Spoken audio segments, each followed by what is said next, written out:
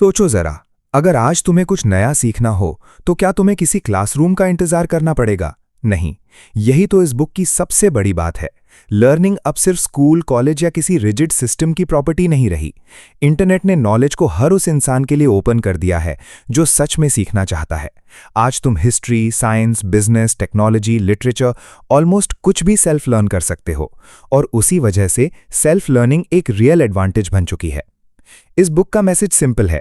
अब टीचर बाहर ही नहीं, तुम्हारे अंदर भी हो सकता है। ऐसे लर्नर को ऑटोडाइडैक्ट कहा जाता है, यानी सेल्फ एजुकेटर, जो अपनी लर्निंग मेथड खुद ओन करता है, खुद गाइड करता है और क्यूरियोसिटी को अपनी स्ट्रेंथ बनाता है। लेकिन यहाँ एक प्रॉब्लम भी है। सेल्फ लर्निंग स्कूल जैसी आसान नहीं होती। स्कूल में टाइम टेबल होता है, सिलेबस होता है, कोई ना कोई डायरेक्शन देता रहता है। सेल्फ लर्निंग में डायरेक्शन भी तुम्हें खुद बनानी पड़ती है और डिसिप्लिन भी खुद लाना पड़ता है। यही वजह है कि बहुत लोग शुरुआत में डाउट में फंस जाते हैं। मैं सही कर रहा हूं या नहीं, मुझे शुरू कहां से करना चाहिए, अगर समझ नहीं आया तो? इस बुक का पर्पस इसी कंफ्यूजन को कम करना है, ताकि तुम एक डेडिकेटेड, डिटर्मिन्ड और अजाइल सेल्फ लर्नर बन सको, चाहे सब्जेक्ट कोई भी हो।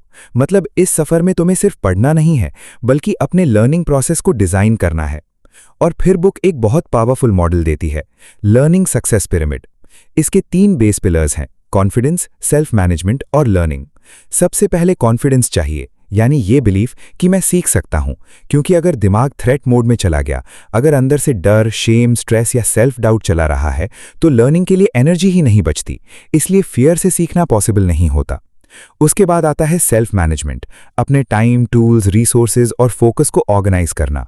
लर्निंग सिर्फ नॉलेज पकड़ना नहीं है, लर्निंग की तैयारी भी सीखने का हिस्सा है।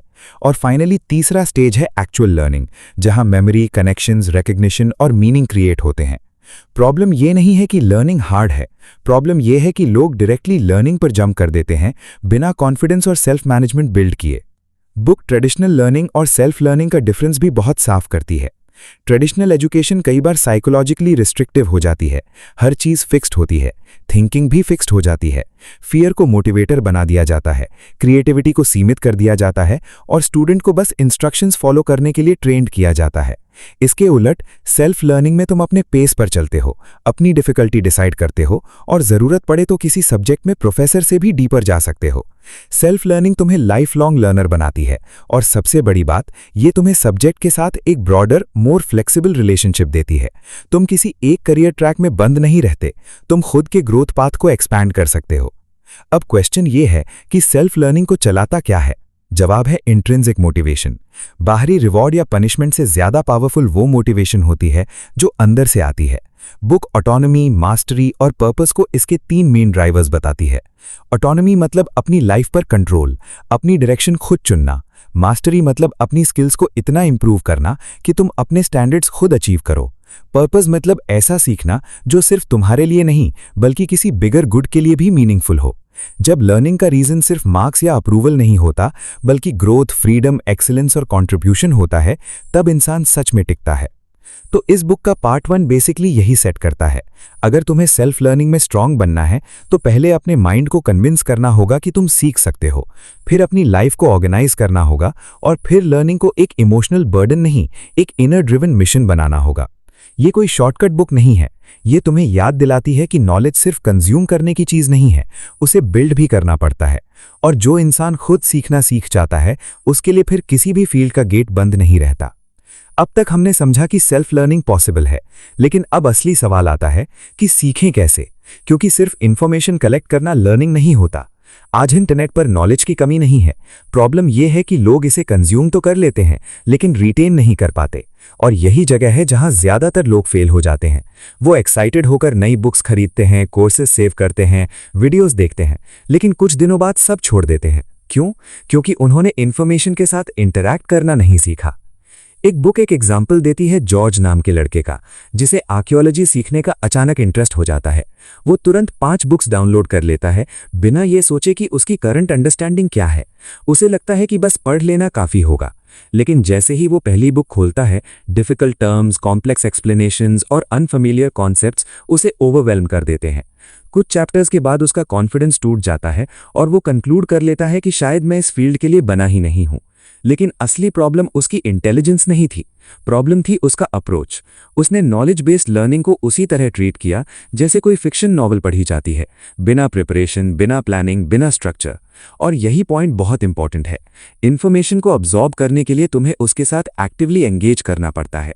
इसी के लिए बुक इंट्रोड्यूस करती है SQ3R मेथड, एक ऐसा सिस्टम जो लर्निंग को पैसिव नहीं, एक्टिव बना देता है। इसका मतलब है कि तुम सिर्फ पढ़ते नहीं हो, बल्कि इन्फॉर्मेशन को अपने दिमाग में स्ट्रक्चर करके डालते हो। SQ3R के 5 स्टेप्स हैं: सर्वे, क्वेश्चन, रीड, रिसाइट और रिव्यू। सबसे पहला स्टेप है सर्वे, यानी किसी भी टॉपिक में जंप करने से पहले उसका ओवरव्यू लेना। जैसे अगर तुम रोड ट्रिप पर जा रहे हो तो पहले मैप देखते हो ना, उसी तरह लर्निंग में भी पहले बिग पिक्चर समझनी पड़ती है। बुक का टाइटल, चैप्टर हेडिंग्स, सब हेडिंग्स, इलस्ट्रेशन, स्ट्रक्चर, ये सब तुम्हें डायरेक्शन देते हैं कि तुम क्या सीखने वाले हो। बिना सर्वे के पढ़ना वैसा ही है जैसे आंख बंद करके अननोन रोड पर चलना। सर्वे तुम्हारे दिमाग में एक मेंटल फ्रेमवर्क बनाता है। दूसरा स्टेप है क्वेश्चन। यहां तुम चैप्टर टाइटल्स और कॉन्सेप्ट्स को क्वेश्चंस में बदलते हो। जैसे अगर कोई चैप्टर है foundations of Freud's analysis of dreams, तो तुम उसे अपने लिए बनाओगे, फ्रॉइड ने ड्रीम्स को कैसे समझा। इससे रीडिंग एक चैलेंज बन जाती है और तुम्हारा ब्रेन आंसर्स ढूंढने लगता है। यही क्यूरियोसिटी लर्निंग को अलाइव रखती है। तीसरा स्टेप है रीड, लेकिन ये नॉर्मल रीडिंग नहीं है। यहाँ स्पीड इंपॉर्टेंट नहीं है, कॉम्प्रिहेंशन इंपॉर्टेंट है। अगर कोई पैसेज डिफिकल्ट लगे तो दोबारा पढ़ो, अगर कॉन्सेप्ट क्लियर नहीं हो रहा तो रुक जाओ। लर्निंग कोई रेस नहीं है। बुक क्लियरली कहती है कि नॉलेज को नॉवल की तरह फास्ट कंज्यूम नहीं किया जा सकता, तुम्हें डेलिबरेटली और पेशेंटली पढ़ना पड़ता है। फिर आता है सबसे पावरफुल स्टेप, रिसाइट। यहीं असली लर्निंग शुरू होती है। इसका मतलब है जो तुमने पढ़ा उसे अपने वर्ड्स में एक्सप्लेन करो। हाईलाइट करना, नोट्स बनाना, क्वेश्चंस के आंसर्स बोलना, कॉन्सेप्ट्स को अपनी लैंग्वेज में रीराइट करना। जब तुम इन्फॉर्मेशन को अपने वर्ड्स में कन्वर्ट करते हो तब वो तुम्हारी एग्जिस्टिंग अंडरस्टैंडिंग के साथ कनेक्ट होती है। यही रिटेंशन का सीक्रेट है। बुक एक एग्जाम्पल देती है जहां डिफिकल्ट जियोलॉजी कॉन्सेप्ट्स को सिंपल पर्सनल रेफरेंसेस के साथ रीराइट किया गया और उसी वजह से वो इंस्टेंटली मेमोरेबल बन गए। और आखिरी स्टेप है रिव्यू। यहां तुम रीविजिट करते हो, notes, flash cards, mind maps, summaries. Review सिर्फ मेमोरी स्ट्रेंथन नहीं करता, ये नए कनेक्शंस भी क्रिएट करता है। अचानक तुम्हें समझ आने लगता है कि अलग अलग कॉन्सेप्ट्स एक दूसरे से कैसे जुड़े हुए हैं। यही स्टेप शॉर्ट टर्म लर्निंग को लॉन्ग टर्म अंडरस्टैंडिंग में कन्वर्ट करता है। तो इस पूरे सेक्शन का कोर मैसेज क्या है? सिंपल, लर्निंग का मतलब इन्फॉर्मेशन कंज्यूम करना नहीं है। लर्निंग का मतलब इन्फॉर्मेशन के साथ रिलेशनशिप बनाना है। जब तक तुम एक्टिवली क्वेश्चन, एक्सप्लेन, ऑर्गेनाइज और रिव्यू नहीं करोगे तब तक नॉलेज टिकेगी नहीं। और यही रीजन है कि कुछ लोग कम पढ़कर भी डीपली समझ जाते हैं, जबकि कुछ लोग बहुत पढ़कर भी कंफ्यूज रहते हैं। फर्क इंटेलिजेंस का नहीं होता, इंटरैक्शन का होता है।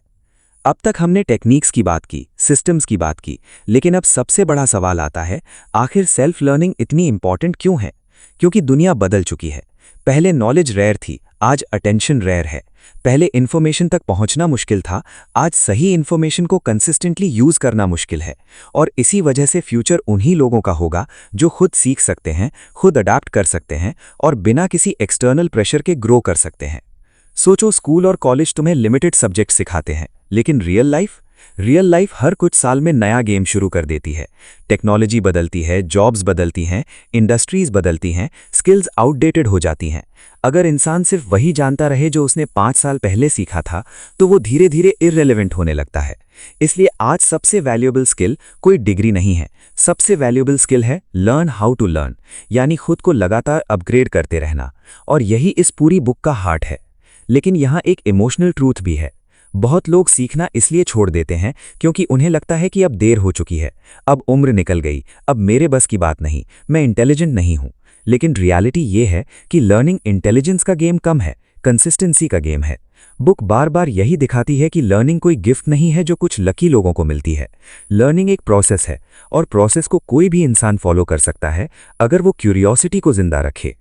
क्यूरियोसिटी यही असली फ्यूल है। जब इंसान जेन्युइनली जानना चाहता है तब लर्निंग नेचुरल हो जाती है। प्रॉब्लम यह है कि ट्रेडिशनल सिस्टम्स कई बार क्यूरियोसिटी को मार्क्स, प्रेशर और फियर के नीचे दबा देते हैं। लोग पढ़ाई को बर्डन समझने लगते हैं, लेकिन सेल्फ लर्निंग उस रिलेशनशिप को बदल देती है। यहाँ लर्निंग पनिशमेंट नहीं होती, एक्सप्लोरेशन बन जाती है। तुम इसलिए नहीं सीखते क्योंकि एग्जाम है, तुम इसलिए सीखते हो क्योंकि तुम्हें दुनिया को समझना है, खुद को ग्रो करना है और अपने पोटेंशियल को एक्सपैंड करना है। और शायद यही सबसे बड़ा माइंडसेट शिफ्ट है। लर्निंग को इवेंट मत समझो, लाइफस्टाइल समझो। एक बुक खत्म होने से लर्निंग खत्म नहीं होती, एक कोर्स कंप्लीट होने से ग्रोथ कंप्लीट नहीं होती। जो इंसान लाइफ लॉन्ग लर्नर बन जाता है वो हर सिचुएशन में अपॉर्चुनिटी ढूंढ लेता है। उसे फेलियर भी लेसन लगता है, कंफ्यूजन भी फीडबैक लगता है और मिस्टेक्स भी डेटा लगती हैं, क्योंकि उसका फोकस प्रूव करने पर नहीं, इंप्रूव करने पर होता है। अब प्रैक्टिकल लेवल पर सोचो, अगर तुम सच में सेल्फ लर्निंग स्टार्ट करना चाहते हो तो परफेक्ट प्लान का इंतजार मत करो। स्मॉल सिस्टम बनाओ। रोज 20-30 मिनट फोकस्ड लर्निंग। जो पढ़ो उसका छोटा समरी बनाओ। क्वेश्चंस पूछो, कॉन्सेप्ट्स को अपने वर्ड्स में एक्सप्लेन करो। वीक में एक बार रिव्यू करो। डिस्ट्रैक्शंस कम करो और सबसे इंपॉर्टेंट, कंपैरिजन छोड़ दो, क्योंकि लर्निंग रेस नहीं है। कोई तुमसे आगे नहीं जा रहा, हर इंसान अपने टाइमलाइन पर ग्रो कर रहा है। और एंड में शायद इस पूरी बुक का सबसे पावरफुल मैसेज यही है कि एजुकेशन और लर्निंग अलग चीजें हैं। एजुकेशन तुम्हें इंफॉर्मेशन दे सकती है, लेकिन लर्निंग तुम्हें ट्रांसफॉर्म करती है। एजुकेशन सिस्टम तुम्हें सब्जेक्ट सिखा सकता है, लेकिन सेल्फ लर्निंग तुम्हें खुद को सिखाती है। और जिस दिन इंसान खुद सीखना सीख जाता है, उस दिन उसके लिए दुनिया की कोई भी फील्ड इम्पॉसिबल नहीं रहती। तो आज से एक सिंपल डिसीजन लो। सिर्फ कंज्यूम मत करो, समझो। सिर्फ मेमोराइज मत करो, कनेक्ट करो। सिर्फ इंफॉर्मेशन कलेक्ट मत करो, नॉलेज बिल्ड करो। क्योंकि फ्यूचर उन्हीं लोगों का नहीं होगा जिनके पास सबसे ज्यादा डिग्रीज होंगी। फ्यूचर उनका होगा जो सबसे तेज सीख सकते हैं, सबसे जल्दी अडैप्ट कर सकते हैं और कभी सीखना बंद नहीं करते। और शायद यही सेल्फ एजुकेशन का असली मीनिंग है। खुद को इतना केपेबल बना देना कि तुम्हारी ग्रोथ किसी क्लासरूम पर डिपेंड ना रहे, बल्कि तुम्हारी क्यूरियोसिटी पर डिपेंड करे।